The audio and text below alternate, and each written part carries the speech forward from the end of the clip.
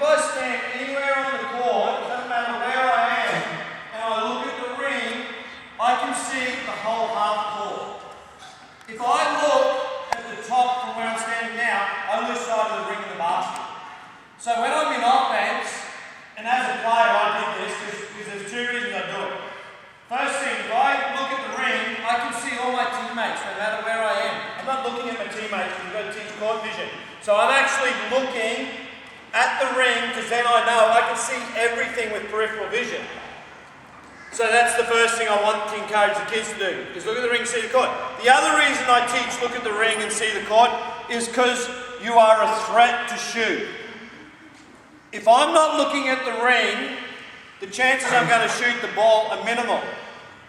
But if I'm looking at the ring, I'm always a threat. The other advantage is, if my eyes are focused on the ring, I'm actually going to shoot the ball if I'm open because I've got a good eye on the target. So we're looking at right hand going right, left hand going left. That would normally be in the direction of travel, hand away from defense.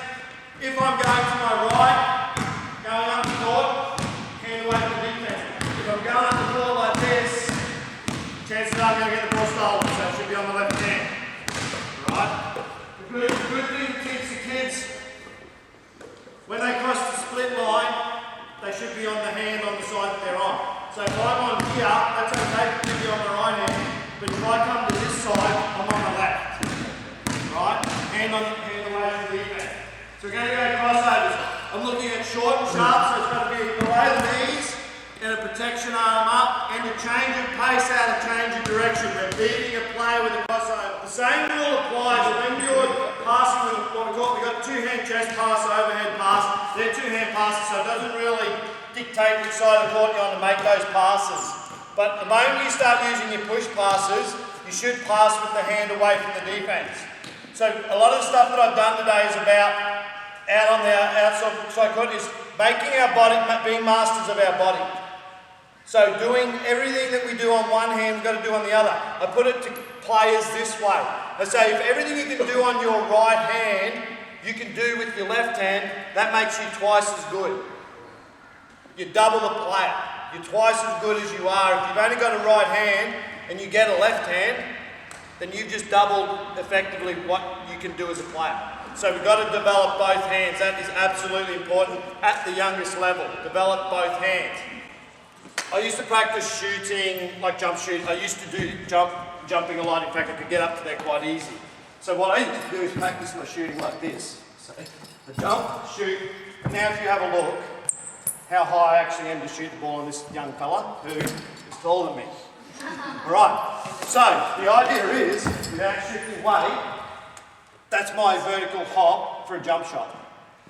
So he's got to jump and extend his arms that high. If he extended his arms, there's every chance I'm still going to be above him. What I started to do probably after the second week of doing ball handling, and as coach you encourage your kids to do this, is I actually closed my eyes when I did the drills so that I felt the ball as opposed to that gets rid of any visual stimulation that you might have. Close my eyes, and I'm just going to feel where the ball is. Oh my God. I've lost the ball, I've opened my eyes. So the idea is,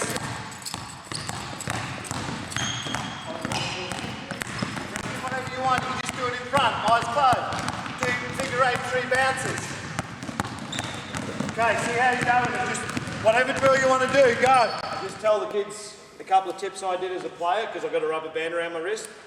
When I first started playing, and I used to make mistakes on court, I used to wear a rubber band. I think I've told Nick this. I used to make mistakes because I used to let the mistakes worry me. I used to, a bit of psychology, I read it in a book, I think it was Andrew Gaze's Winning Basketball. It said if you wear a rubber band and you flick it, that's your penalty, move on.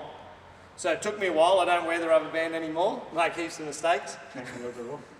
But the reality is that was a trick for me. Was I used to, if I'm a player, if you've got a player that sort of dwells on making a mistake and it takes them out of the game for the next 3 or 4 minutes, give them one of those skin-coloured rubber bands and just say, look, flick yourself and move on. The other trick that I used to do as a player, particularly when I was learning, and I'm telling this for the kids, and you can have your kids do this, even though their parents might not like you writing on them, is I used to write the things I wanted to focus on as a player on my arm. Probably helped the defence, but but the reality is I did. If I was working on something, I'd have on my arm, and when there was a break in the game, I'd look down on my arm. And that's just one of the tricks I used as a player to focus on what I wanted to improve on. And that's that thing about purpose. Not just going out and playing. Every time you hit the floor, you want to be better. As a coach, every time your team hits the floor, you want them to be better. So if I can impart some of those little tricks I had as a player on them, that would be good. And as coaches, it's something you might not have seen before that you can think about. It might not work for you, it worked for me as a player, and I probably haven't ever told any kids to actually do that, but as far as writing things down on their arm goes, I do like that still. I've recommended that to kids, but the rubber band thing's more a personality thing, whether you sort of dwell on mistakes.